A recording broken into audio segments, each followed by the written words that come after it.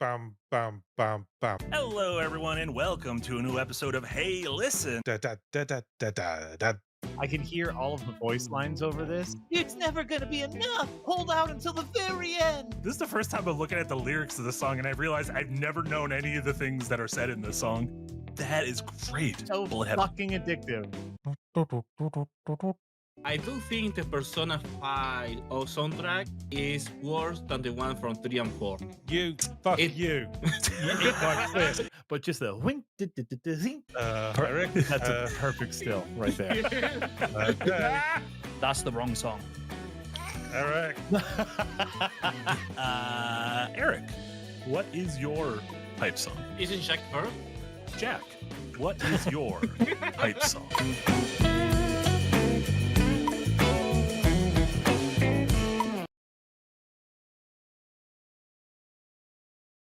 This video is brought to you by Poly Armory High Caliber Love, the world's only fully loaded conspiracy theorist gun nut dating simulation. Free to play right now on Steam.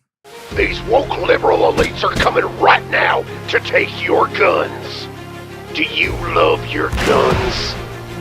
I mean, do you really love your guns? Don't be scared. I can take it. Oh God, I can take it.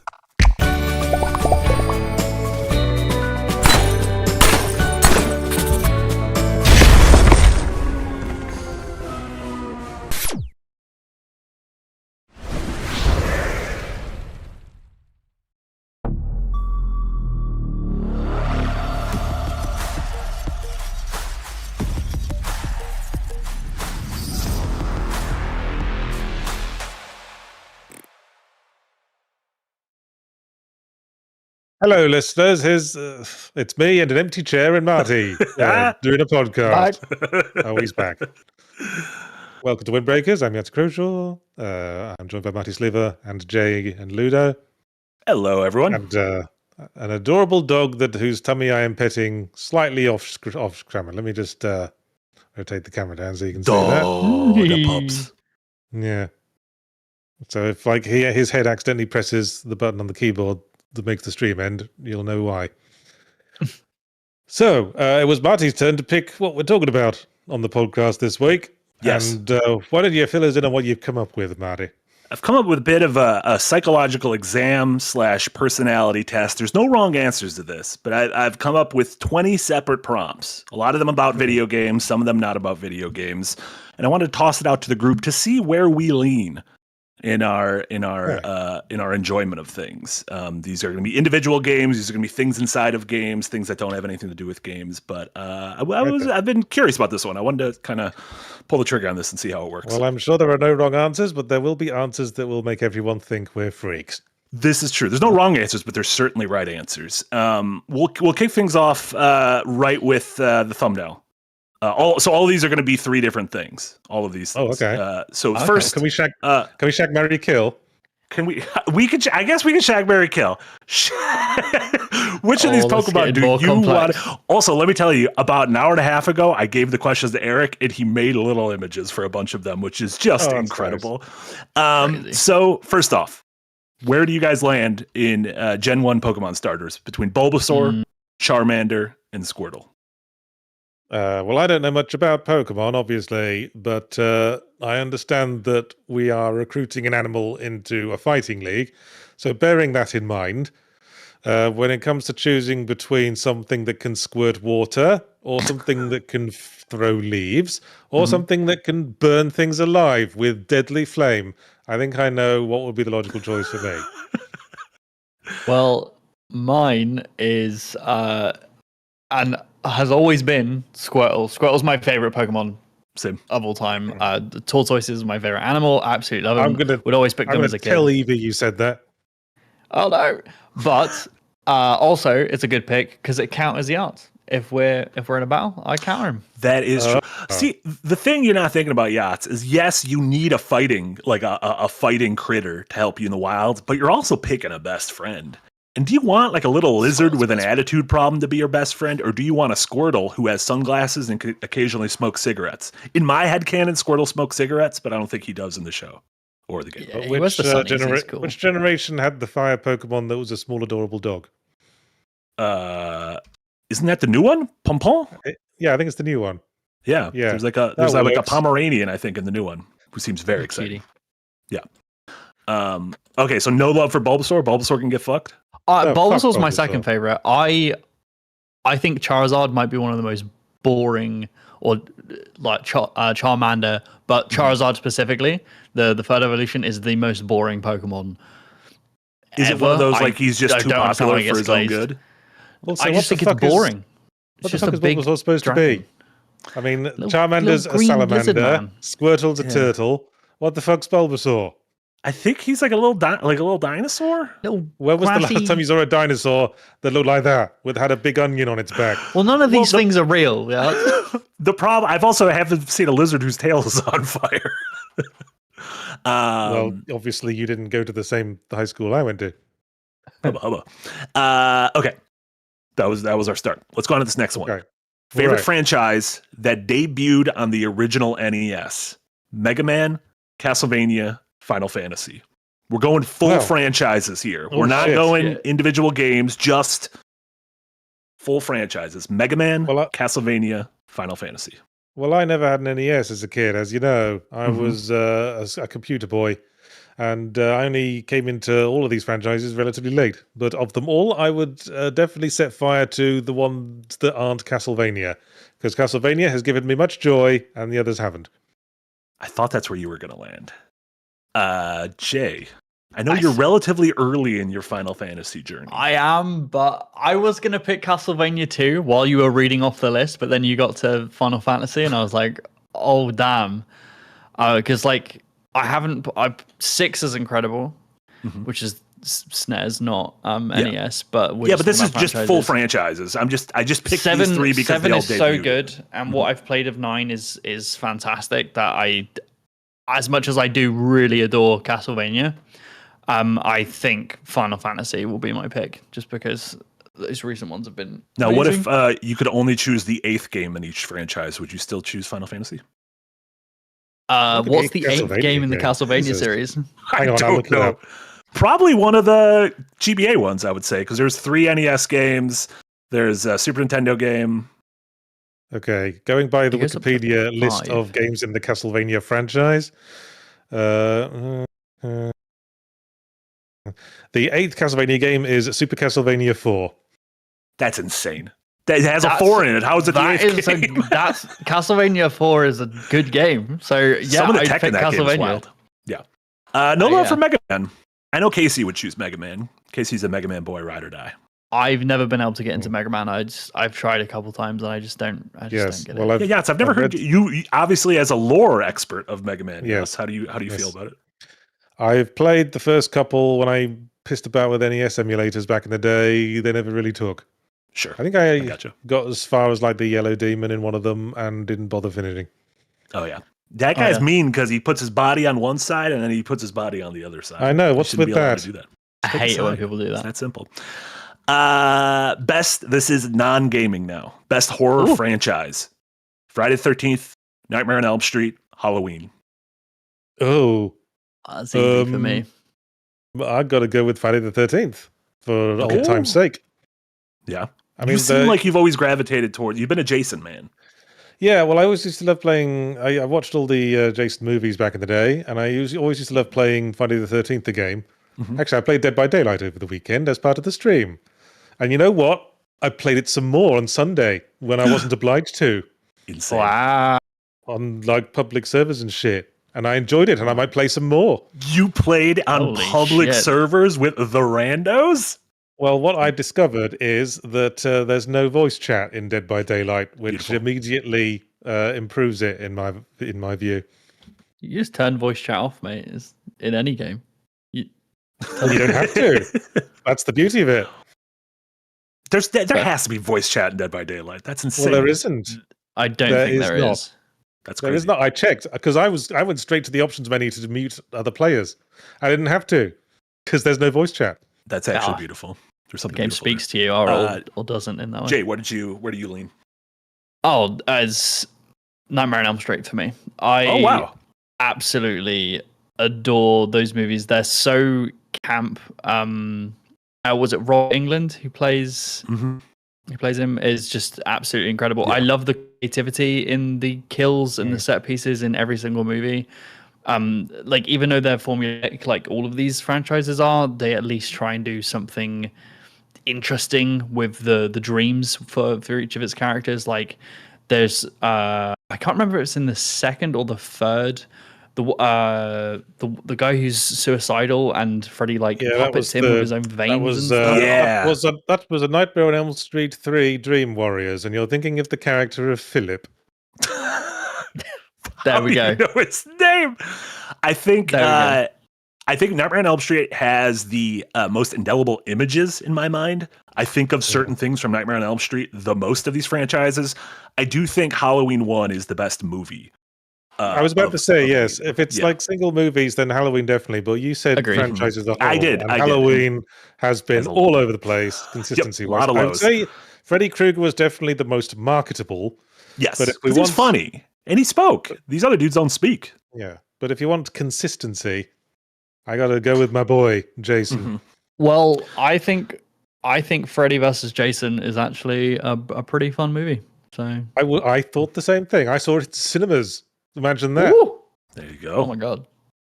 I think I've said before, and take this how you will, but Freddy vs. Jason is the best movie that could possibly have come out of the concept. I like that. Yeah.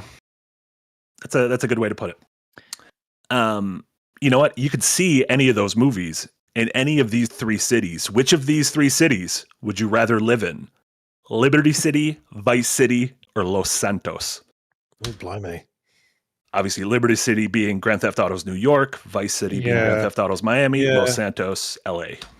I mean, these are all crime-ridden hellholes, obviously.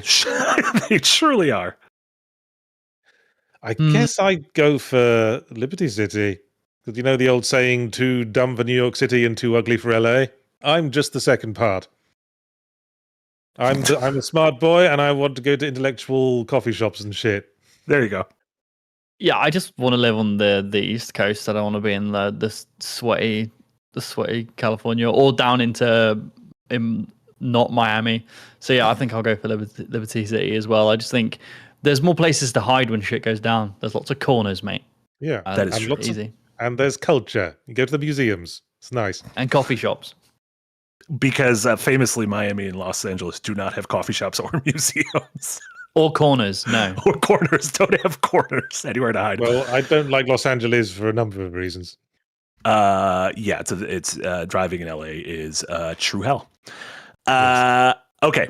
Which of these three developers who now have kind of lost a lot of their mojo had the highest peak? Which of these three had the highest peak? Blizzard, BioWare, Bethesda. Ooh, the highest peak. Easy. Yeah. I mean, Jay, I do feel like your answer is pretty easy. You're going to say Blizzard. It's Blizzard, right? And I think it might be provable. Like, I mean, if it's World of Warcraft and Overwatch, like the success of those games were crazy. Well, that's peak crazy. in terms of financial success. But if you're talking about cultural importance, artistic value, remind me what Bethesda did back in the day. Because I know what BioWare did back in the day. I mean, they did old Elder Scrolls, right? They did Daggerfall and Arena and stuff like that, and then obviously into Fallout and into Starfield, which we probably don't have to consider. I think I'm going to go with BioWare. Wow. And then my sub question was going to be, for these three, what game would you put their peaks? Would Blizzard be WoW? Yeah, it's World of Warcraft, yeah. Would BioWare be Mass Effect 2? Would that be where BioWare was at the peak of their powers? I don't know. I'd go earlier, their Baldur's Gate period. Okay. Baldur's Gate, and then the slow transition into Knights of the Old Republic kind of thing. Yeah, I was never fond of their 3D stuff. Mm-hmm. And then Bethesda seems like Skyrim is probably the right answer for that, right? I guess. I think that's the peak, yeah. Skyrim. Okay. And then they've been on a slow descent. The slow descent. This one, we are pulling directly from games Yahtzee named as his games of the year for given years. Christ. Would you choose your 2011 Game of the Year Portal 2, your 2012 Game of the Year Spec Ops The Line, or your 2016 Game of the Year Doom? Portal 2, Spec Ops The Line, or Doom? I mean, put this in context. Is this what we're choosing to play, or what we're choosing to preserve while the other two are destroyed and I don't erased from existence? think it's that. I think it's just in your heart of hearts, which you have the most love for. That's a tricky one. Because Portal 2 is good, but it's lesser just because it's a sequel. It's got less of that zing and freshness of the original. Mm-hmm. Spec Ops The Line. I will go with Spec Ops The Line. Wow. That was actually surprising. Damn. Jay, where would you go? Portal 2 for me. I think it's an improvement on the first one, and unlike Yahtzee, I think adding the multiplayer actually improves a lot of the qualities. La-di-da. Someone has friends. Look at you. I know. Always humble bragging about your friends. My two friends. Your two friends. Best British snack. Jaffa cakes. What's its? Skips. What's its? I had to do some fucking Googling because I was not even sure if I'm pronouncing any of these right. Did you have to get the AI to pronounce what's it? See, that's not fair, because two of those are like a savory snack, and the other one's like a I chocolate didn't know biscuit. what any of them are. Yeah. I don't know what any of them are. Jaffa cakes I do know. I have actually had those. Yeah. Well, I would have skips with my lunch, and then at the end of lunch, I would enjoy some Jaffa cakes for dessert. Not how that works. Not how it works. There's a gun to your head. Skips, man. What's its are a close second. They're really good. What's its are really good. What is a what's? A skip's just like a chip, it's right? like a Cheeto. It's like a little corn puff with those cheese puffy Cheetos? on it. Oh. Cheeto yeah, puffs? yeah, I like those. What's it to like smaller Cheeto puffs? Okay. Yeah, but they don't taste like ass. Skips have the virtue of not getting stuck in your teeth as much as what's its do. They melt. Oh, skips are so good. Another one I had on this list, but I removed was Monster Munch. What's Monster Munch? Ooh. That is a maize snack, a corn-based snack. Okay. They're shaped like a monster's feet. I'm not sure I can think of any like equivalent to I'm American not joking. snacks. If you could imagine like Fritos? Do you know Fritos? No, it's not like a Frito. If you could imagine like a Funyun, but shaped like a monster's foot and thicker. You have imagine a Funyun, and I'm like, gotcha. And then you're like shaped like a monster's Bring foot. up a Monster Munch. Yeah. There we go. They're shaped Those like don't look like monster's monster's feet. I also don't know what a monster's foot looks like. But they have holes in them, so the kids can put their fingers in and then walk the feet around. That's fun. That is So fun. if you'd asked me to choose between Jaffa cakes and wagon wheels, then we'd have had a debate on our hands. Yeah. I don't know what a wagon wheel is. A wagon wheel is like a thin moon pie. Okay, I know what moon pies are. They have thicker wagon wheels here. They have thick they're wagon called wheels. Yeah, and they're called moon pies. Check them out. Yeah, you ever have a moon pie? No, I've had I love a wagon wheel. Get Used yourself to get one a of those moon in my pie. pat lunch when I was a kid, mate. Love it. Get yourself a moon pie. Best themed level in a platformer: a pirate theme, a casino theme, or a spooky mansion theme. I'm not asking for individual levels, but which theme do you gravitate towards? Do you want a pirate theme, a casino theme, or a spooky mansion theme in your platform level? Well, I don't see how one could possibly say anything but pirate themed. Casino World, there's like one good Casino World, it's in Sonic 2. Spooky Mansion, that's just too generic. But pirates are fun. Yahara Gym Lad and all that. And also you get to appreciate 18th century sailing ship design. Jay, as someone who's immersed himself in pirate video games as of late with Black Flag and Sea of Thieves, what say you? Yeah, I've been playing too much Sea of Thieves. I will agree that I genuinely think the pirates might be one of the best video game things in general. I think they're a really good setting for a lot of different variety of gameplay. Yes, because the pirate world is the good setting for adventure stories generally. But yeah, and also like different tones of like you can be an anti-hero, you can be a swashbuckling, hero. Like there's so much, there's a wide spectrum of stuff you can do with the pirate theme. So Basically, I think the pirate setting was the Star Wars of 18th century literature.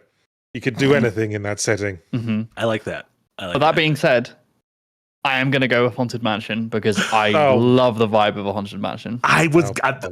I like when something that's not spooky gets a little bit spooky for a little while. Yeah, and you get the music, that haunted level in Mario 64. You go in with the big eyes, dude. Oh, so good. I went to the Haunted Mansion ride when I was at Disneyland a couple of years back and I'd been on it once when I was a kid, when I was like 8 years old, and I was like looking forward to reliving those memories, and it was shit. The Haunted Mansion ride is shit now. Did you go on Pirates of the Caribbean? Yes, I did. And what'd you think? That wasn't as shit. That was Wasn't quite good. Shit. Less shit. There was you got to hide in a scary. There's a theme park in the southwest of England called the Big Sheep, and they put kids on sheep and they race them around. It's very fun. And it was a terrible like theme park and play area, but they had this like scary alien section where you'd go in the dark and people in alien masks would basically just like jump out at you and you'd go on a small roller coaster. I remember being scared of it as a child, but then when I was a teenager I went back and I was like, I'm going to go on this, I'm going to be brave. And like I'm like, how was I scared of this? It's not even dark. It's pathetic. You know what made the Haunted Mansion shitter when I went today? Because I went around Christmas time. And they'd jiggered the Haunted Mansion to be themed around A Nightmare Before Christmas. And it all felt so much more commercial. Sure. Yeah. In Disneyland? Crazy. Yeah, they're crazy. Of all places. Okay, going back to favorite franchise. This one with ones that debuted on the PS1. So again, the breadth of the whole franchise. Resi, Silent Hill, Metal Gear Solid. I know Metal Gear obviously debuted earlier, but I'm for the sake of the exercise, choosing that. Resi, okay, well, since you Silent said Hill, Metal Gear Solid. Since you said entire franchise, I'm suddenly slightly concerned about going with Silent Hill, as would be expected. No, actually, I think I will still go with Silent Hill. Silent Hill 2 just elevates Silent Hill 2 is your everything. highest high of these, right? I know, it elevates everything. But, Silent Hill 4, also a great game. Slightly more controversial viewpoint there. Yeah, like Jay's got his copy. And, Silent Hill F wasn't too bad. No. Yeah, the F stands for fun. And also there were some other games. I really liked... Carry on. Resident Evil for me is like, it's got high highs, but the rest of it's just all so much packing material. Silent Hill has high highs and low lows, but the high highs are very high and the low lows are at least fun to talk about. I really enjoyed Metal Gear Solid of what I've played. Oh, sorry. People might get mad if I say Metal Gear Solid 1. The PS1 Metal Gear Solid. Really enjoyed it. We're talking about franchises in general, so you have to say one in order to know that you're talking about the singular. I haven't played any of the rest. Oh, no, I understand. That's what makes it tough for you. I'm probably going to say Resi for me. I have played like the rest of Metal Gear Solids, and I have an affection for the series, but that's not because it's good or fun to play. It's because I sort of look at it and just go, what the fuck are you doing now, Kojima? It's kind of an A for effort. A for effort, So B for exciting. execution. Yeah. It's like, you won't find anything more interestingly auteur-driven in that sector, but In the it's AAA not. space. But they're not actually that good, objectively, as games. Yeah, I hear you. Favorite FromSoft game? Dark Souls, Bloodborne, Elden Ring. Oh, I'm gonna say Bloodborne. That's rough. You're gonna say Bloodborne? Yeah. That is surprising. I thought you were going to be a Dark Souls 1 man. I wish they put it out on Steam, to be honest.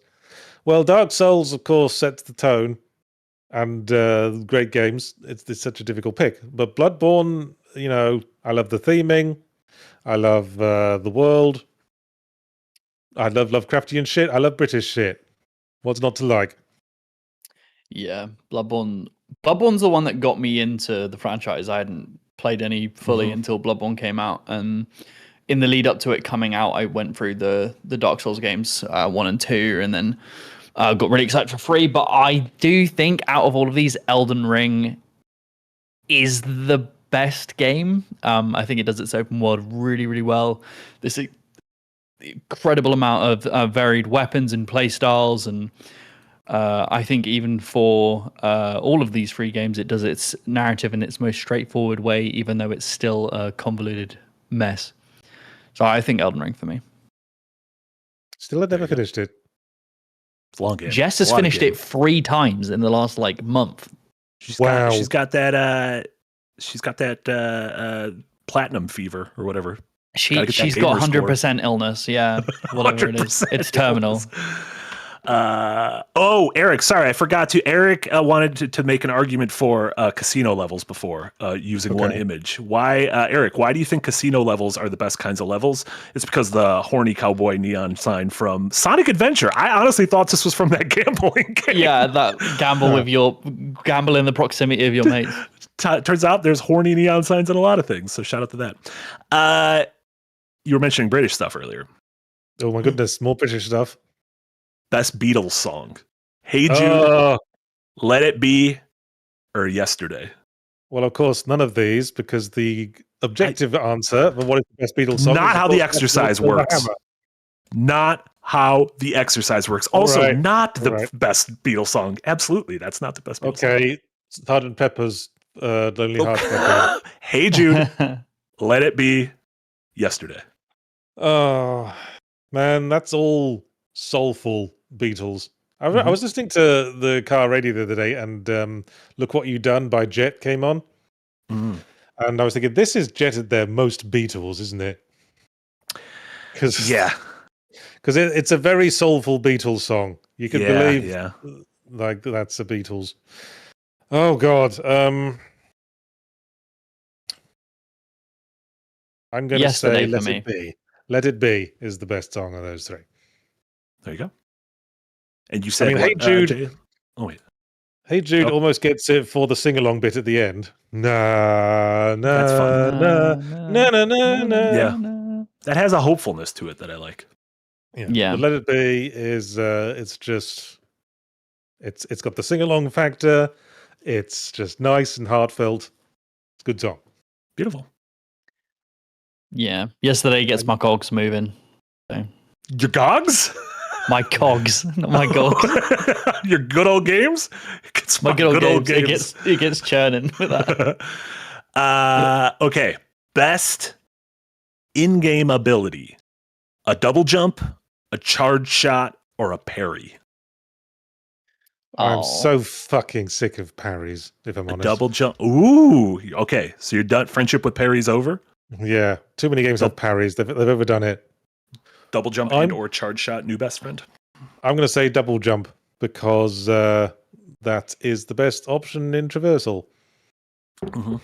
And it's very handy in a 3D setting for correcting an initially awkward jump. It is nice it's kind of like having a safety net, right? Yeah. Yeah. I'm going to say parry. As much as it has been overdone, I think when a game does parrying well, like Expedition 33 or Sekiro, nothing compares to like parrying a string of like really difficultly timed attacks. It makes me jump out my chair, but also can be very annoying. But I think double jumps have also been done to death. And doing a double jump doesn't ever make me go, oh, but a parry does. Sure. Right. There's no equivalent of that Evo moment, whatever it was, for double jumps. Yeah. Well, I guess if you play Celeste really, really well. Yeah. that is true. Or those like platforming challenges in like Prince of Persia: The Lost Crown or anything like that. Yeah, they get that same feeling, but that's like a combination Guacamelee. Of things rather than just the double jump itself. Yeah. Like, the parry is the thing you're repeatedly doing. It's not sure. Like a combination of different things. Great. Back to 3 Yahtzee games of the year. These were 3 in a row. 2018's Return of the Obra Dinn, 2019's Disco Elysium, 2020's Spiritfarer. Obra Dinn all the way, bitch. Wow. What about the sad critter and Spiritfarer who lost their memory? They're all good games. I mean, you knew that when you posed this question. I did. You literally chose them as your favorite games of said years. So that's me saying Return of the Obra Dinn is the better game does not change the fact that they are all good games. Agreed. But Obra Dinn is smart. It's mold breaking. It's got a unique look to it. I mean, all these games do, but Return of the Obra Dinn specifically appeals to me as someone who likes filling out cryptic crosswords. It's got a very filling out crosswords feel to the solving of filling in the insurance forms correctly. Spiritfarer, it's got great tear-jerky moments, but ultimately it's a crafty tech tree up, which I'm not huge on. And I think Disco just requires more of an investment. Obra Dinn also has what it has going for it is it's one of the best Beatles songs. Obra Dinn, Obra Da, Life Goes On. Nah. Jay, which of these did you go with? It's actually called Obla Di, Obla Da, and it was on the White Album. There you go. Mine, it would be Disco Elysium for these. Obra Dinn is a close second for me. I just think Disco Elysium has some really incredible moments, and the way that game shifts itself based on the player interaction and their builds. I don't think any game has come close to that since, and it's a shame because it's such a complex mix of really, really clever designs. I think it's a fantastic game. There you go. Who's the best boy? Amaterasu, KK Slider, or Sif? Best Ami. boy. Best boy. Ami. Yeah, best boy. Which of these pups is the best boy? Well, I let Dark Souls down on the Bloodborne question, so I'm going to go with Sif. Also, there's an Amaterasu girl. Best boy. It's like it's the all inclusive boy. An affectionate dog thing. Yeah, best little pup. Yeah, the best Amaterasu. None of those guys could play guitar. Where is this KK Slider slander coming from? That's just a god. It's a job. One of them is a god. Money. A dog that plays guitar is just weird. I would be a dog with a brush Ludo that can change the weather. Yeah, that somehow seems less weird. Sure, the dog playing like you don't need opposable thumbs to work a brush or a sword. This is true. It helps. Dog with opposable thumbs. That's just a freak of nature, and it should be killed. What Jesus? Straight to the point. Needle. Which of these is your favorite Mario spin-off series? Kart, Paper Mario, Smash, or Paper/RPG? Paper. Kart. Paper slash. I mean, paper by itself, but yeah, the Mario and Luigi RPGs are okay as well. Some better than others. But you think like Thousand Year Door is your highest thing in this category? Yeah. Oh yeah, obviously. You're not a big Kart or Smash guy, are you? No, because as you know, I hate multiplayer unless it's Dead by Daylight or Friday the 13th. Unless it's by Daylight and everyone's quiet. Yeah. Yeah. Everyone shuts the fuck up and somebody murders them. Yeah. That's the formula for success. That's how you like it. Jay, you're a big kart man, I assume. Yeah, I love kart races. I think they're a really they're kind of underexplored genre in recent years. I really, really enjoy them. Like that and like going into Diddy Kong racing was such a important game for me when I was a kid. So yeah, I just love the vibe. Just like that kind of as much as I like driving games, I'm not like super into the Sims and stuff. Simulations, not the Sims. And yeah, there's just a nice arcadey vibe that you get from kart races, and I think Mario Kart has done that really, really well. There you go. 5 more. Almost done with this. Which is the best? Fellowship of the Ring, Two Towers, Return of the King. I probably don't have as much investment in this as would be required to pick a favorite. Let's say the first one, because it's got more iconic moments. Oh, okay.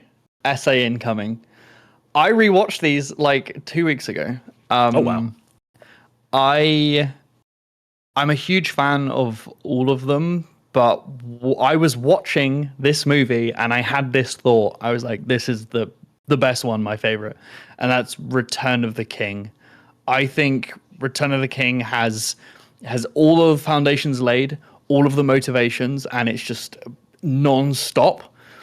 I think it's incredible, and like the battle scenes in front of Minas Tirith is just, they're unbelievable. I liked the Shelob fight. Yeah, but they cut out the Scourging of the Shire. Why would you do that? Because they're already at the 5-hour mark. Because they cut out Saruman. It is a weird ending to the book, I will say. But it shows how far they've come as hobbits. Agreed. I think it would be weird in the movie. Okay. Yeah. Also, what's that image behind all that, Eric? It's kind of like a sexy little Gollum. Y'all know about Sexy Smeagol? I don't want to see a Gollum crack, dude. Please take that away. Paint him like one of your French girls. Speaking of sexy Gollum, who's the best? Sonic, Tails, or Knuckles? Tails. Tails. Tails is the best because Tails can fly and keeps coming back to life when killed, which makes you wonder why Sonic takes the lead when clearly he's less qualified. Also, Tails just feels like a person, like a little kid, whereas Sonic and Knuckles are just cringe. I have second banana solidarity. That's why I like Luigi better than Mario. Sonic feels like pure id. Knuckles feels like he has an attitude problem, whereas, like you said, Tails just seems like a kind of a precocious kid who wants to. Yeah, I'm along for the ride. Good. So which one's the ego, the super ego, and the id? Sonic's the id. I don't know what the difference between ego and super ego are. If I'm being Sonic honest. made Doom. Well, the ego is the self. The id is the self without inhibitions, and the super ego is the self with inhibitions, like the civilized self. I feel like Knuckles is a civilized self. He would he knows how to use like a soup spoon. So Tails is the id. Yeah, deep throats, like chili dogs. Well, like.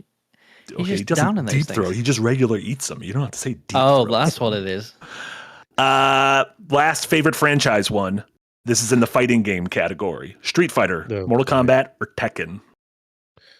Mortal Kombat.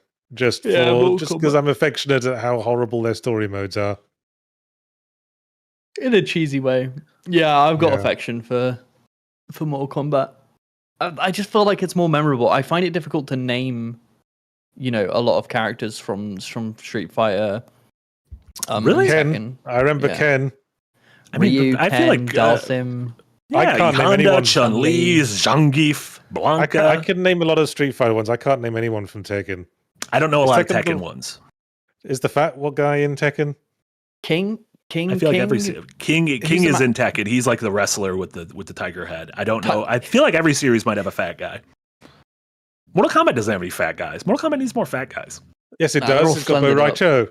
Okay, my mistake. I apologize. Shit. Okay. He's the fat guy who throws up and farts on everything because that's what fat guys do. Am I right? Of course. 2 more left. Who's the better explorer? Lara Croft, Nathan Drake, or Indiana Jones? Ooh. I would say Lara Croft because the other two are more focused on treasure and artifact acquiescence, whereas Lara Croft just seems to be in it just for the actual exploring. Well, she's there to raid tombs. Well, yeah, but you got to explore a tomb to do that. True. Unless you get right to the front and the stuff is all there, and you're like, oh, I guess I could just grab this and leave. I don't even have to see. Indiana Jones strikes me as someone who more invested in the academic side. Sure. Yeah, it belongs in a museum. Exploring is his side gig, right? Yeah, and I can't let Nathan Drake win because he's a twat and I hate him. I don't know. I think Indiana Jones probably for me, just because.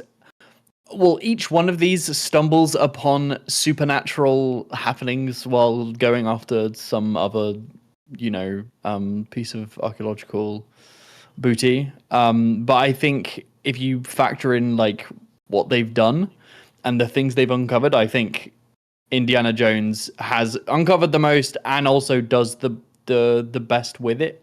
You know, a lot of the times Nathan Drake just loses what he's got and he's like, oh, it's for the best, right? Isn't it consistently true? Isn't it consistently true that in every film, if Indiana Jones had done nothing and stayed home, the villains would have failed and all died? I mean, yeah, they open the Ark of Covenant and it blows their goddamn faces off. They would fail when they got to, the tests in not in Temple of Doom, though. Oh, I haven't really seen Temple of Doom. It's probably for the best. There's a lot of weird symbolism and not subtext, actual text racism in that. Yeah, there you go. In that movie. And Spielberg and George Lucas going through their divorces in real time. You can feel it. Yeah. And our final question before super chats: best hooch, whiskey, vodka, or rum?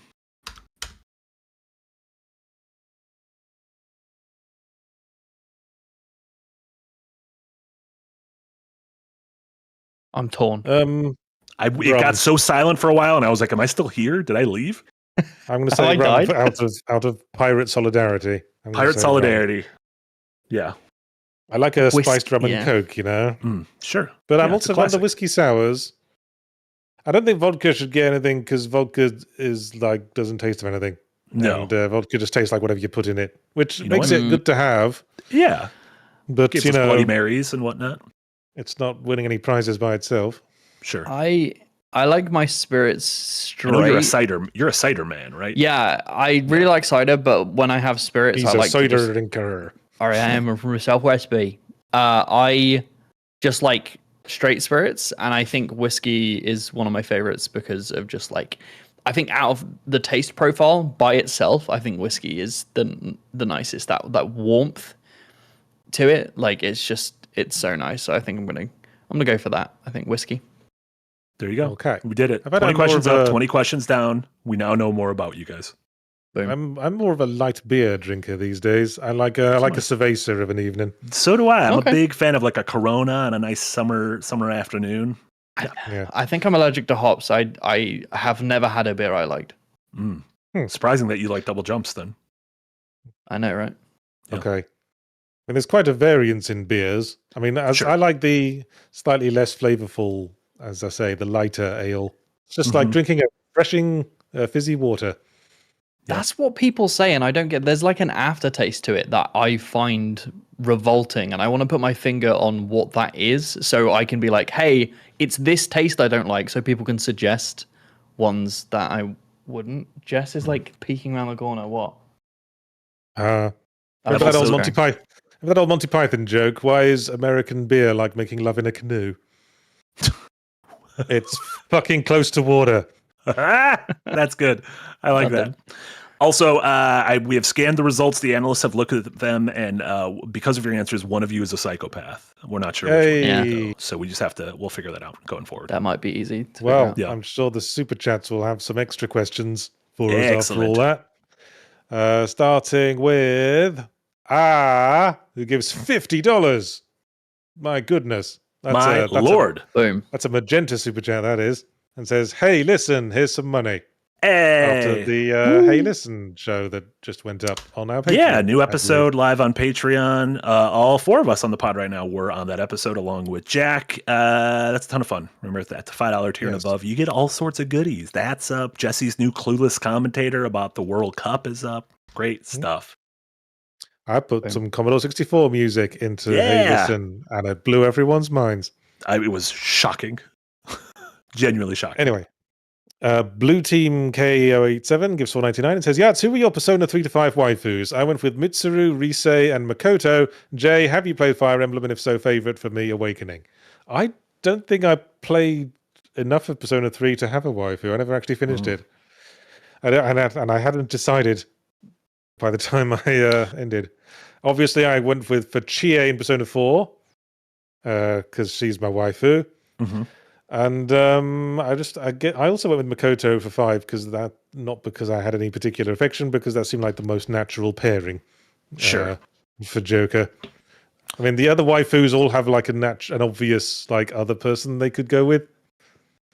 Like Anne would go with Ryuji, and Fubata would go with Computer. the arty dude.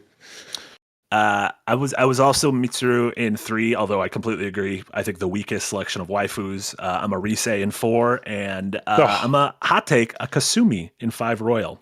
I like her character. Risei, they basically give to you. She's like in love with you from the start. You got to work for. No, that seems like a lot my of work. That's my kind of challenge. That seems like a lot of work. I appreciate in this question them understanding I've not played Persona, so not giving me waifu questions. I also haven't played Fire Emblem, so thanks for trying. Blue Team, I just played Awakening for the first time on my perfectly legal Ain Thor emulator, and it was wonderful. I had a great time with Fire Emblem Awakening. Very excited for the new one. Okay. Kano's the Hedgehog gives $2. Says ditto because it'll change into anything. Done. Next. That's not a starting choice. No, I do like Ditto. Pokopia has really upped Ditto in my own personal rankings of Pokemon. Yeah. Ditto's awesome. Ditto's Very gone cute. up in profile because of that game. Ravens Weekly Word of the Week, Week 60, Sagacity. In other news, I was able to snag Avengers Doomsday tickets for myself and my movie night crew. Nice. Old bully for you. Enjoy your shitty, sloppy film. That is coming out a week before Christmas. Is it something with sage? Yes, in a nutshell, yes. It basically just Okay. means wisdom, having the quality of a sage. Oh, I thought it was Sega City, like a city where like Knuckles is the mayor. No. Sega City would be... Sega was founded in Hawaii, fun fact. That is a fun fact. Oh, didn't know Did that. you know it's a portmanteau of service games? I did also know that, which means everyone who used to argue if it was Sega or Sega were both wrong. Ha! It was Serga. Serga the whole time. Serga Genesis. Serga Genesis. Fuzzy Freestyle gives $5 Canadian. Says, can't catch it live today. I imagine my favourites align with Marty anyway. Can't wait to see both of your picks. Thanks for all the great content. Thanks, Fuzzy You're Freestyle. welcome, Fuzzy Freestyle. And then comes back with another $2 and says, dog tax in all caps. I just had Ludo up, so Yes, he's still here. Still under my arm. He hasn't moved. These puppies. Look at these pups. A+ puppers. That's all you're getting, because he's having a lovely sleep. Tsunami Dusha gives $20 and says nothing. Woo! Well, We got douched. We just got douched. And then continuing the theme, Diane Spencer comes back with £10 and says doggy tax. So yeah, there's definitely a theme she's back there. of that moment in the podcast. The DT. Mr. Sadface gives $5 and says games considered bad that you love. Also, things that made you wish you moved to the US sooner, and things that make you wish UK won the revolution.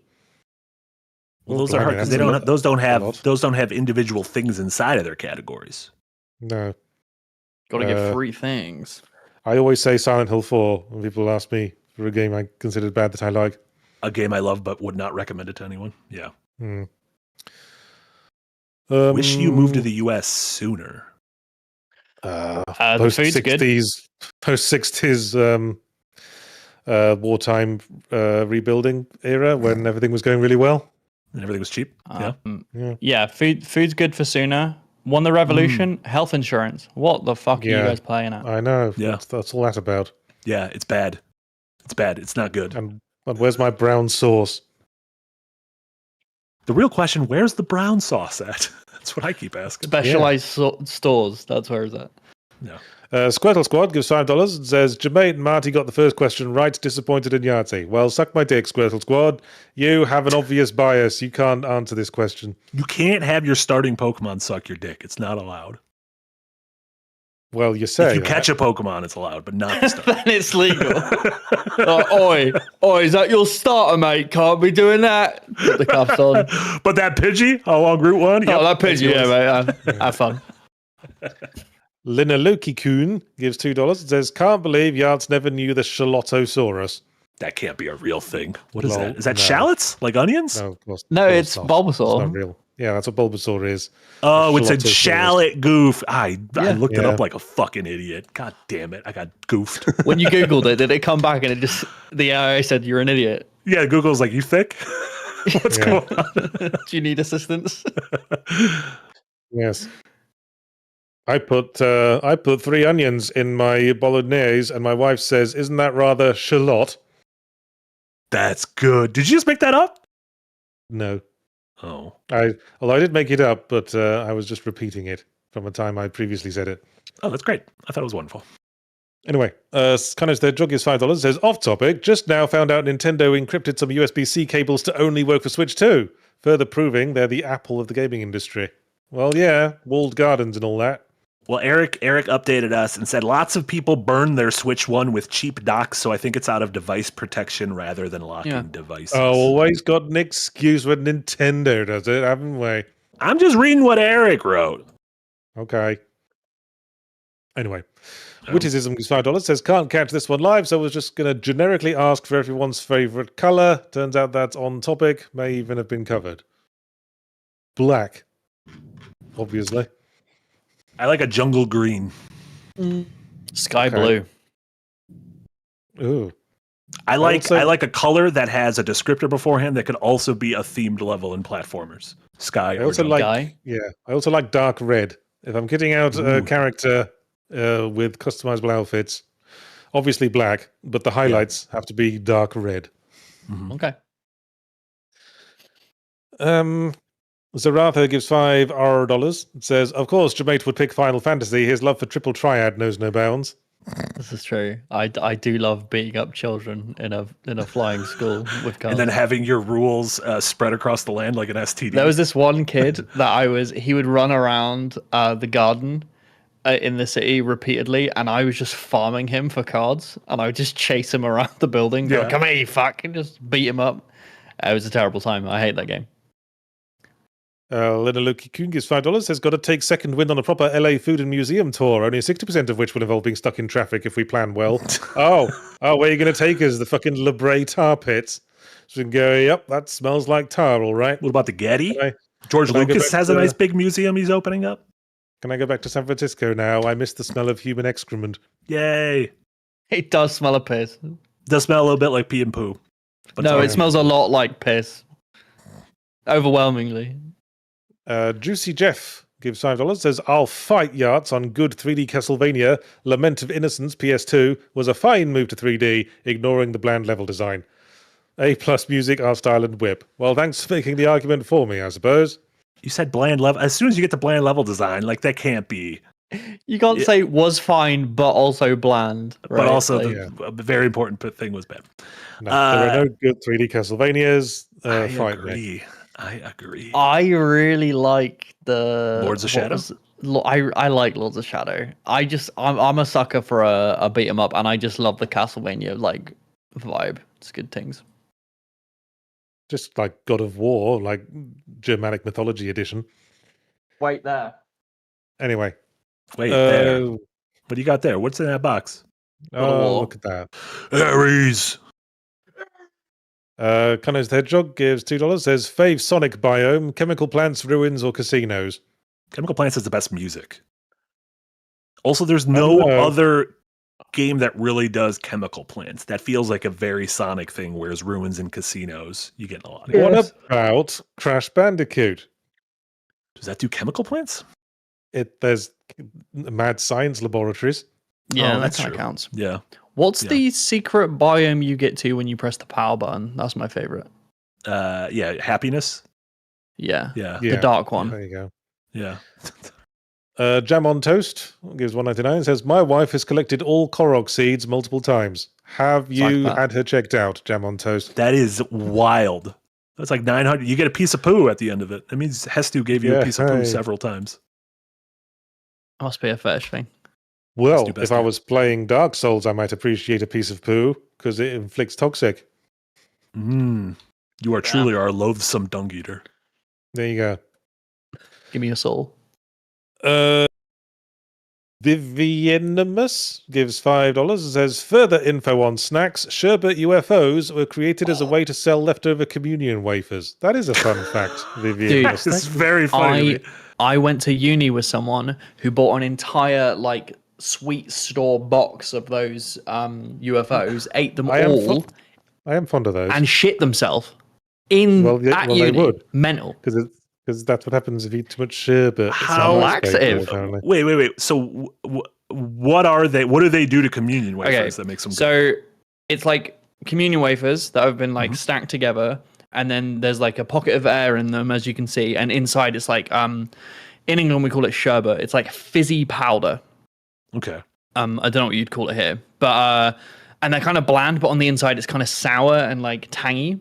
If you eat too much sherbet, it's a laxative. So they ate like 800 of them and then shit themselves. Have you ever eaten sweethearts, Marty? Oh yeah, I've had sweet tarts. So it's kind of like that. If you can imagine powdered sweethearts, that's what sherbet is. Pixie stick almost, like the powdered pixie stick. Yes. Yeah, that's it. Okay. Yeah, interesting. All right, kind of sour. Canis Dead Jog comes back with $2 and says, favorite huge world, Just Cause 2, Wind Waker, or Breath of the Wild? That's 2 Zelda games, a different one. That's hardly fair. Yeah. I also feel like Wind Waker doesn't count as a huge world, in my opinion. Well, it does feel like big and epic when you're sailing across it. It does. A lot of my that's favorite the music for sailing across it. Yeah. I knew someone made a video about how sailing across a kind of small world and islands would be an entertaining thing. Who would be brave enough to make a video about that? Well, probably some tosser would do that at some only point. The bravest boy could ever. I'd say Breath of the Wild, though. For me, I think Breath of the Wild. I think of those 3 games, I think Wind Waker would be my favorite. In terms, but then I have more nostalgia for it. I've been wanting to replay Wind Waker. It's a good game. I dug out my Wii U for a stream with Casey, and I'm like, what if I play some Wii U games? No, I've done Majora's. It's next on my list for Zelda votes. They've ported Wind Waker for Switch, haven't they? No. Oh well, you can play the GameCube version via Switch Online, but you cannot play the zhushed up Wii U version of Wind Waker or Twilight Princess. Well, that's money being left on the table, Nintendo. Nintendo is silly. They like doing that, though. They're silly. Lance the Hyena gives 35 South African dollars, I think is what that is, and says, I can't remember what I wanted to Moran. Hang on. I can't remember what I wanted to Moran at J for from last week, so have some coin to Brit the crap out of Marty. Don't Brit the crap out of it. There was a whole category about Britain. You brought this on yourself. Yeah, there's been multiple Brit stuff. What's another British snack that might? I was going to do. What are 3 like savory things? Like, are there things like sausage rolls, fish and chips, or rolls. We don't even have a third one. You can't say sausage rolls. Shepherd's pie. Shepherd's pie, fish and chips, sausage rolls. Oh, I make a mean shepherd's pie, but I do love sausage rolls. Probably cold sausage roll. Probably the influence from living in Australia. They're mad for sausage rolls over there. They love their little. Are they actually? Oh, I should go. I fucking love sausage rolls. When I took Jess to England, we didn't get a sausage roll. It's fucking travesty, mate. We gotta go back. I missed sausage rolls so much. I bought some frozen puff pastry and made my own. Oh, legend. Oh, but they were banging.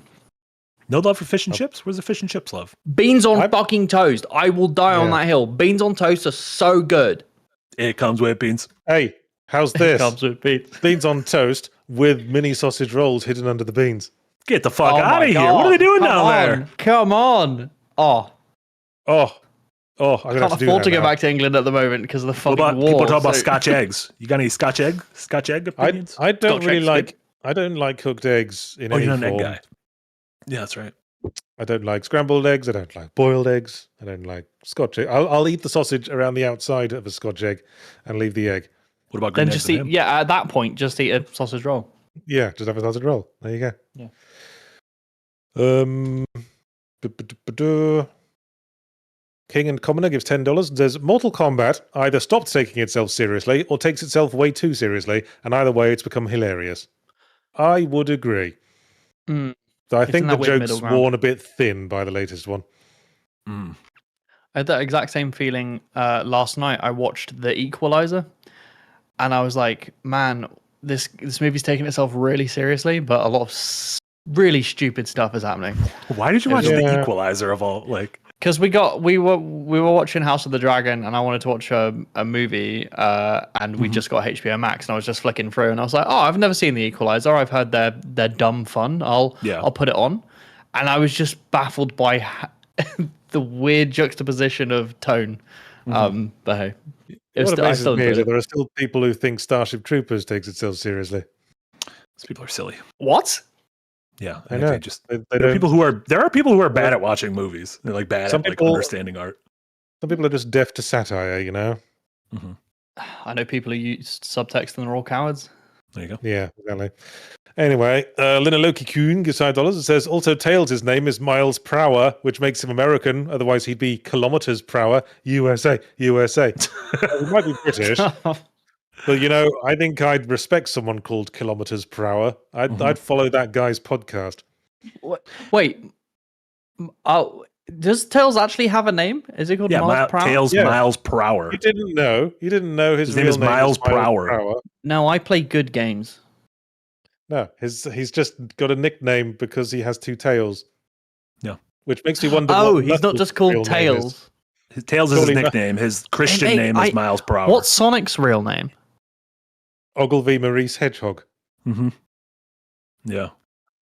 You didn't know that, You're making Jay? that up. You didn't know that? I have no idea where I picked that up from, but I remember being told. I feel like I'm getting punked. Wait, are you kidding? I assumed you were kidding. Sonic real sorry, name. You don't know the full name of the character Sonic? The internet often circulates the longer name Ogilvy Maurice Hedgehogs as his true name, but this is a debated fan canon originating from former comics writer Ken Penders. Oh, well, if it's the Ken Penders comics, then yeah, that's very suspect information. But yeah, I mean, considering that Tails is a nickname and he has a real name, you got to assume that Sonic and Knuckles both have real names as well in that case. Yeah. I mean, Knuckles is only called Mario that a because he has nickname? Knuckles. Is he actually called Colin Winson's son? What the fuck are you talking about? Mario is a name. It is a name in the real world. Mario's canonical name is Mario. Yeah. Everyone just Luigi's calls him name is Sonic, Luigi so that's Mario. Sonic's name. Yeah. Knuckles' real name, weirdly enough, is George H.W. Knuckles Bush, which is a weird name for Knuckles. Well, now I know you're pulling me pud. Watch out, he's climbing the second tower. I am pulling his pud. His pud's getting pulled. My pud's feeling very lengthened right now. Sinos Hedgehog gets $2. Says, seriously, Marty, no best Doctor Who companion question. I don't watch Doctor Who. I made the questions of things I'd like to answer. The best Doctor Who companion was Harry Sullivan from the Tom Baker era. Congrats, Harry. Ooh. Catherine Tate was the best one. Okay. Congrats, Catherine Tate. Blistered Soul gives £199 and says, type of mascot, platformer, shooter, top seller. Wait, what? What's top seller? What's a mascot shooter? What's a mascot top seller? What the fuck is this question? I thought it was just going to be genres like platformer shooters, or I don't know what a top seller is. We'll go with platformers. I like jumping. Yeah, sure. Mascot platformer is the only one of those that is a thing. Are there mascot shooters? Like, is Halo a mascot shooter? Pal World might be a mascot shooter. Then again, probably not, because there's only like 2 Pokemon in that game that can even equip guns. Wait, I thought everyone has guns in that game. Apparently not. I played quite a bit of it last week, and I found all of one Pokemon that had the ability to equip a gun. Well, there was another one that could equip a grenade launcher, and there was another one you could hold under your arm and shoot fire out of its mouth like it's a little personal flamethrower. You could do that with Charmander if you just carry him. I only found one that could hold a submachine gun. you glued it to its hand like Tiger Woods' dad. Apparently. I didn't play through the whole game. I hasten to stress. Probably fine. Anyway, Ash Randy Cute, great name by the way, gives £2 and says, Alien, Predator, or Terminator films? Ooh. Alien. I think Predator is the easy odd man out here. I don't think Predator has the highs of Alien or Terminator. We can kill it. If we were taking individual film, I'd probably say Terminator 2, but there's so much shit Terminator in the world. Yeah. I think Terminator 2 is the strongest movie. I think Alien and Aliens is the strongest duo of movies. I'm going to go with Alien. God, yes. And I have a lot of time for Prometheus and Covenant, weirdly enough. Agreed. The trouble with Alien is the question of who owns it. I mean, Jim Cameron owns Terminator. He invented that. Ridley Scott? The corporations that own it. Unfortunately, Ridley Scott directed the first one, but James Cameron directed Aliens, which was like but that's what makes it so good, Covenant right? and Prometheus, and but also H.R. Geiger designed the creature, and Dan O'Bannon wrote the screenplay. So nobody really owns Alien as a concept. Same thing with Predator. There's like no ownership over Predator, aside from Disney. Also, the new Alien TV show about the synths was really, really good. I liked it. Okay. Yeah, Alien Earth. Yeah, Alien Earth was really, really good. Lena Loki Kuhn gives $2 and says, marry, shag, off. Marry, shag, or off. Well, personally, I would marry shagging. And I would off the concept of marriage. Which leaves I would. You're gonna shag, but you're gonna have sex with marrying. Sex with marriage. No, apparently I'm gonna have sex with the concept of killing. I'm having a stroke right now. I don't understand any of your picks. Fuck, marry, kill. Fucking, marrying, and killing. That's funny. See, I would kill marriage because I remember Doug Stanhope's great routine asks the question, if marriage didn't exist, would you invent it? And I think that's a very salient point. Marriage didn't exist. I mean, I think the concept of people spending lives together would exist. I don't think I'd need to formalize and having a it symbol to symbolize that like union, not being tied to a state, right? But why bring the government into it? So when you die, the government doesn't take all your shit. Well, you just give all your shit to your partner in a big bag before you die. The big dead bag. Fucking humble brag. Someone's got a bag of shit. I come in with a big bag and I say, sorry, Jess, I'm out here with like a bindle, like a boxcar hopper. Yeah. All right. Sunny's Hedgehog gives $2. His favorite Sierra protagonist, as in Sierra Adventure Games. Sonny, Larry, or Roger? Sonny from Police Quest, Sierra Larry games. from Leisure Suit Larry, Roger from Space Quest. I don't know any of those. I'm not a Sierra boy. I'll go Roger because it's one of my middle names. All right. Well, I'll go with Roger as well because Space Quest was the better series. Oh, sweet. Jay, did you say your middle name's Roger? I have two middle names. One of them is Roger. Oh, look at Mr. Posh Boy with his two middle names. Mr. Ogilvy Maurice. My family are very, very poor. My grandfather came in and went, his middle name needs to be my name. And then my other grandfather came in and went, me too. So my two middle names are both my grandfather's middle names, and they are very old. My dad doesn't even have a middle name. I don't know how that happens. I assume probably supposed to have one. That's kind of fun. Anyway, Murray the Demonic Skull gives $2 Canadian, says, in Canada, we got your brown HP sauce right here. I believe you. Another W for Canada. Very close to Canada, just pop up. Get some brown sauce. Red Dwarf 42 gets $5, says, Mass Effect waifu, Liara, Tali, or Jack? I've honestly forgotten who those all are. Never played I know Jack was the skinhead one. Jack's a skinhead? Yeah, that one. Oh, not like a skinhead. Okay, just bald. Yeah. Okay. But she acted like a skinhead as well. I don't know. I'm going to pick Jack because I like Jack Packard. Okay. Yeah. So you would both shag, marry, and kill Jack Packard at various times, I think. I think it's about right. I'll pick Tali because wowee. I don't know. Is she blue? Wowee, wow. Which one was the one that has to wear a mask or she dies? I ain't played. I ain't played him. Let's go with the middle one. Tali. We'll say Tali. Okay. Yeah, Tali. Since we don't know anything else about these people. Multingve gives 20 Norwegian krona, says, how about this? Xbox, PlayStation, or Nintendo? Oh, how boring. Anyone who picks Xbox needs to leave. But also pick. Yeah. Who cares? Indie PC games, that's my pick. No, the answer is, I think the answer is clearly Nintendo. And I think I'd go Nintendo as well. Well, at least Nintendo actually has an identity still. Yeah.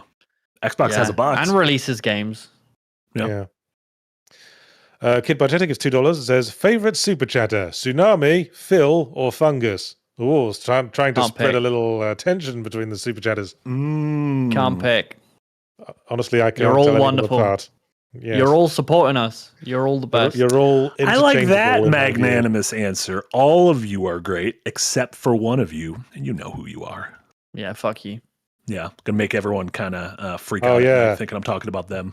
Yeah, I know exactly who you're talking about. I hate that guy. Yeah, we talk about you behind your back. We don't. I mean, I'm not. We have talking about entire it. meetings about you. I mean, Yeah. where does that fucking guy get off? Yeah. Hopefully off this stream. Whoa. Anyway, Red42 comes back with $5. Says favorite Miyazaki game: Elden Ring, Sekiro, or Dark Souls. Didn't I already do this question, this? Red Dwarf? Didn't we do this? Yeah. Well, yours was Elden Ring, Bloodborne, or Dark Souls. Because I don't like Sekiro. That's why I didn't put it in Fair there. enough. Well, I'll go with Dark And I know Souls. you don't like Those are Sekiro the either, do choices. you? No, I'm not a Elden Sekiro fan. You're a big Sekiro boy, though, right, Jay? I think Sekiro has the best combat system of any game ever. I think it's fantastic. You've never played Mega Man 2, have you? No, And it shows. or Sonic, Shrimps, whatever. You've never played Sonic Shrimps? Get I the don't fuck know. Out of town. Pick a Sonic game. Yeah. I don't wanna. You can't make me. Do I have to? You can't make me. Susiguru gives €5. Says, who's your favorite German? Jesus Christ! Don't Uwe everyone Boll. don't say the thing you're gonna say. Hitler's Austrian. That is a good fun fact. Was Einstein German? Yeah. He seems pretty good. Sussy Guru, you seem nice. You're also German. Henning Vane. Was that you pronouncing Hemingway weird?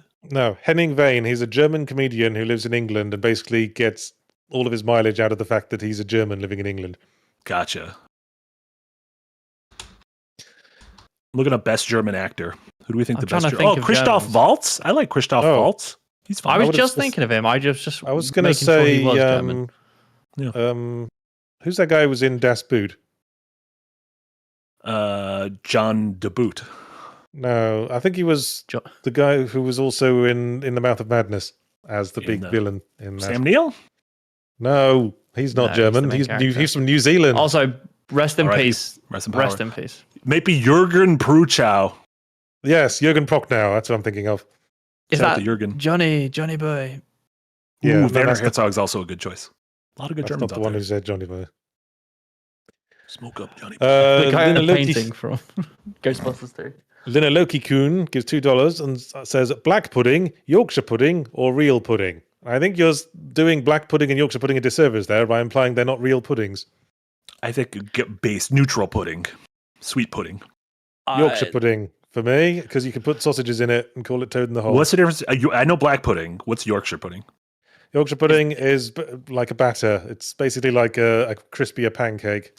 Oh, okay. I know what that is. Yeah, you put batter with oil into a like a cake, not cake, sorry, like a cupcake tin, like that in the image.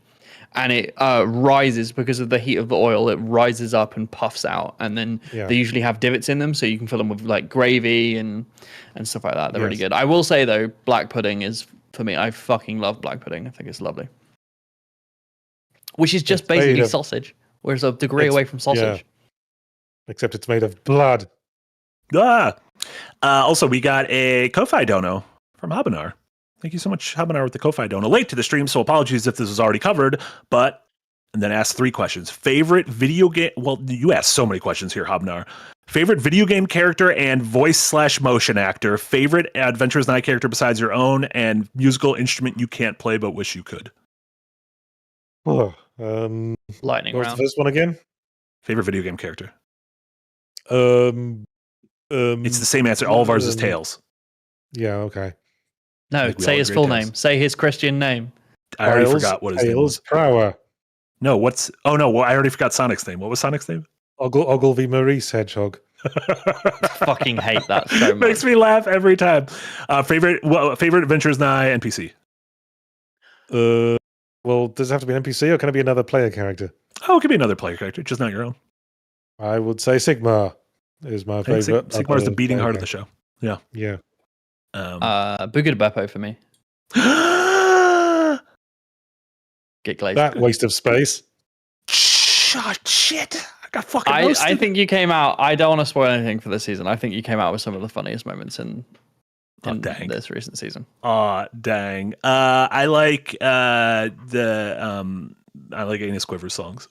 I think they're very nice. Okay. Lina Loki Kuhn gives $2. Says just extra money for JM8 correctly picking Donna. I think that was referencing Doctor Who sidekicks.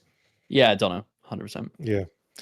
And then Tiny Rye gives $15. Says best Portal 2 line. 1, I don't need your lemons. 2, I'm a potato. Or 3, any line from Stephen Merchant.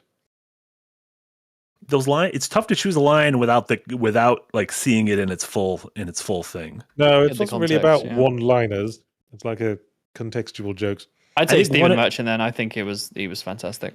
Yeah, I mean everything Stephen Merchant says. Also, secretly, everything J.K. Simmons says is very funny. I think he's very good as Cave Johnson. Yeah. Yes. Yeah. Which Is it Portal 1 that has the like what's the bit like I'm gonna kill you now and it pops up like 20 times like the part where you die or whatever? That's Portal 2. Okay, that's a funny bit. Yeah, it's a funny bit.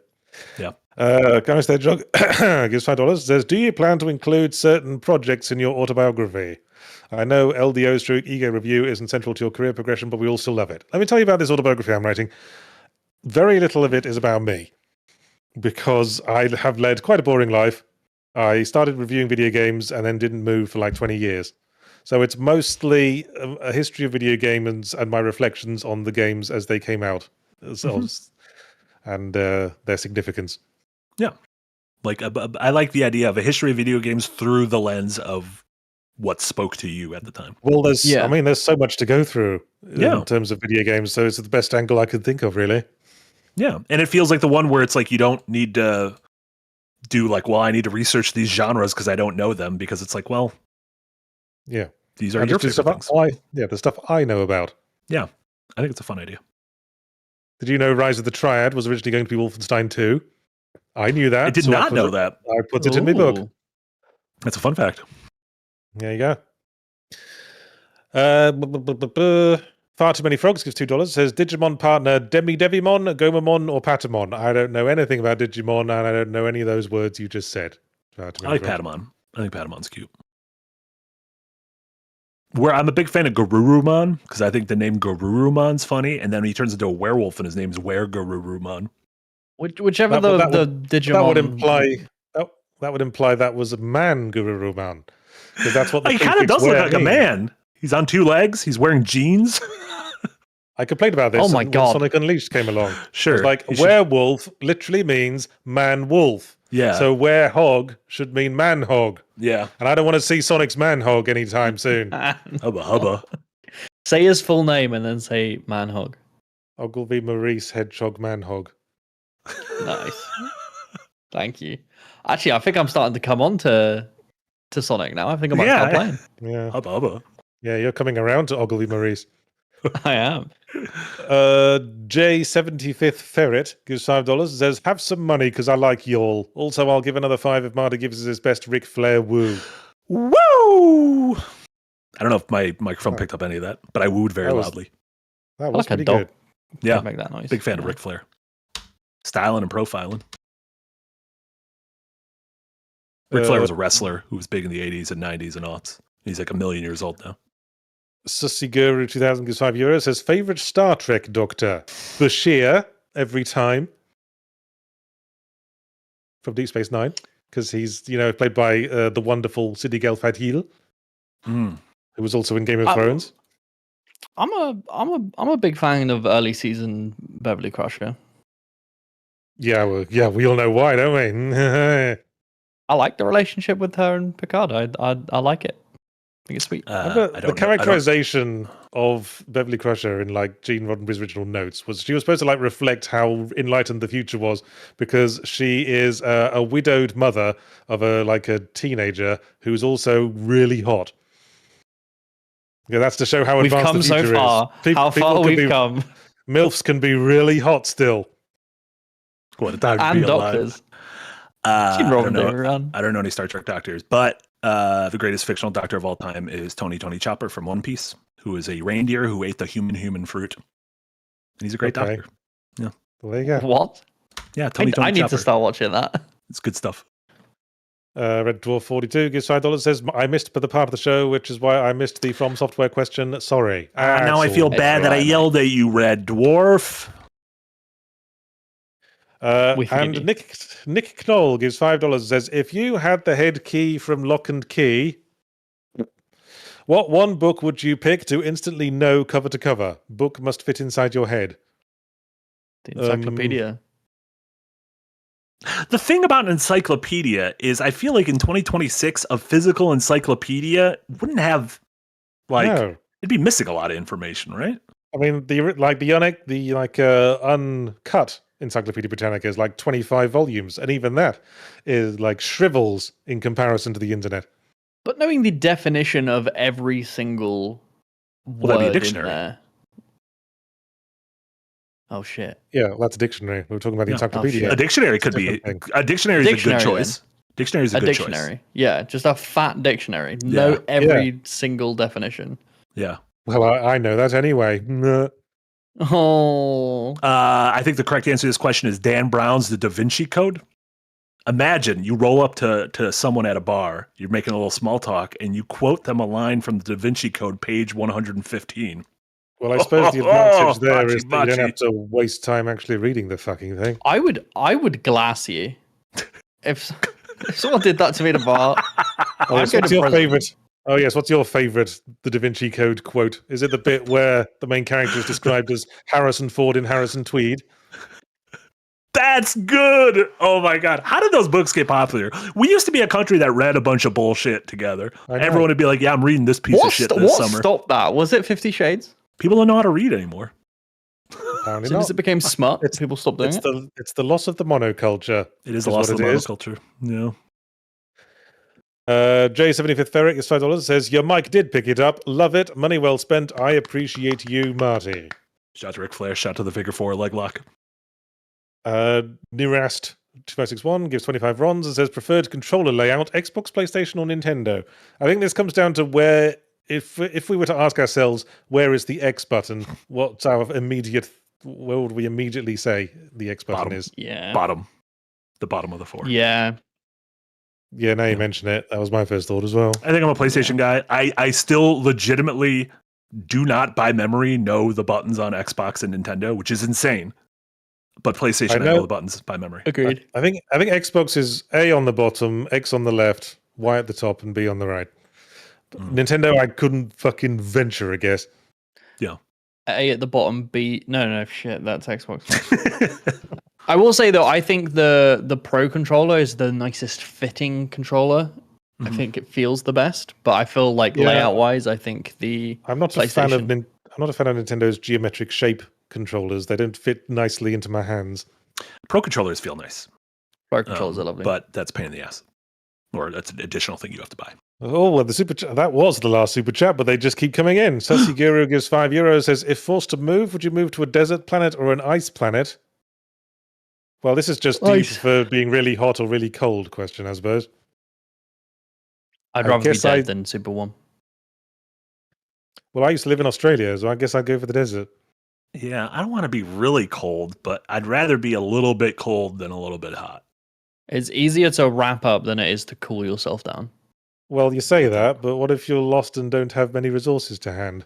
Well, this sounds like I'm just going to I'm going to die in either of them. Well, I'm going to die in a desert, I'm going to die in a tundra.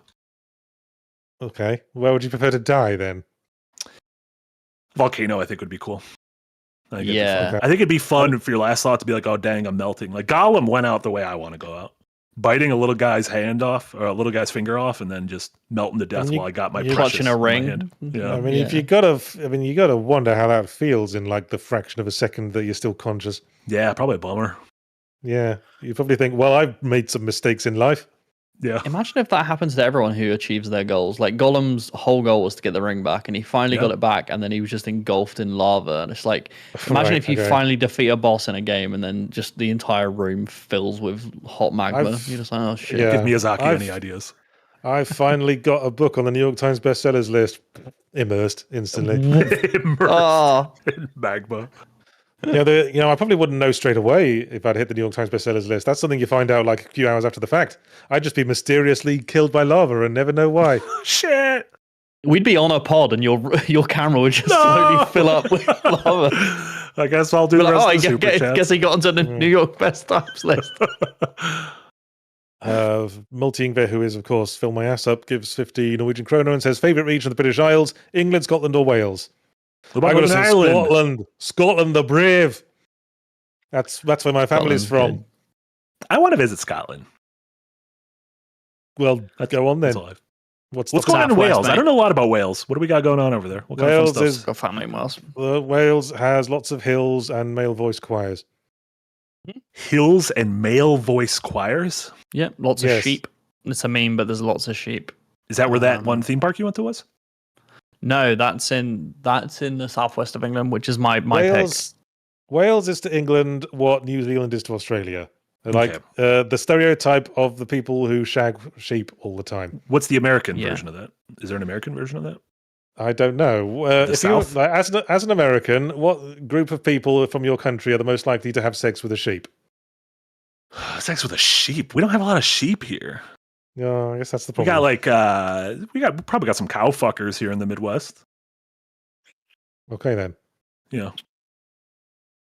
Well, that answers that. Mm-hmm. Thank you for listening to the Windbreakers podcast. We have figured out which group of people in the US would be most likely to have intercourse with a sheep, and for that we answered a bunch of other questions as well. Yay!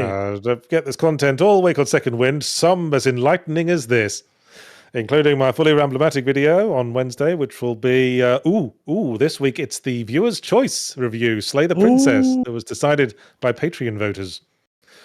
I'm sure you'll all enjoy that very much. Yeah. Also got my weekly stream, Yahtzee Tries. We're tossing around the idea of just playing that egg game. What's it called? An extremely difficult game? An extremely difficult game. A big, an interesting looking co-op game where you're two geese and you gotta carry an egg without it breaking, which could be a fun little thing. That sounds fun. So, yeah. Yes. And Adventurers Night on Saturday? Yes. Yeah, new episode of Adventurers Night on Saturday. We're going after that. We're in the Dwarven city. They built a satellite. What's the deal with that? Yeah, that's cool. And of course, Yahtzee Tries the compilation video that cuts together all the funny bits from the streams will be going out on the following Sunday. And that's all I'm in. Jay, you got a new video that went up fucking hours ago. A new video came out today, yeah. All on Black Flag and the density of its towns and open world. And you can watch that. I'm currently working on the finishing FF9 because my god, that game is so long. So I'm going to be going real hard this week streaming that. So if you've been looking forward to watching the FF9 playthrough, that's going to be starting up again tomorrow on my Twitch channel. And soon, I think sometime this month, we're going to be releasing the second episode of the tier list on Patreon. Yeah, we just put up the Let's Listen, so that'll be going up probably in a little bit. Little Sweet. smidge. So yeah, look forward to that. That's me. Hell yeah. Then normal stream schedule this week. We got Hot Monday Energy Crew later this evening. Tomorrow, the Rewind. We're all going to be talking about the Odyssey. There will also be an Odyssey episode of The Backdrop tomorrow. So Darren, as one of the genuine Chris Nolan scholars on the planet, it'll be great to hear his thoughts on that.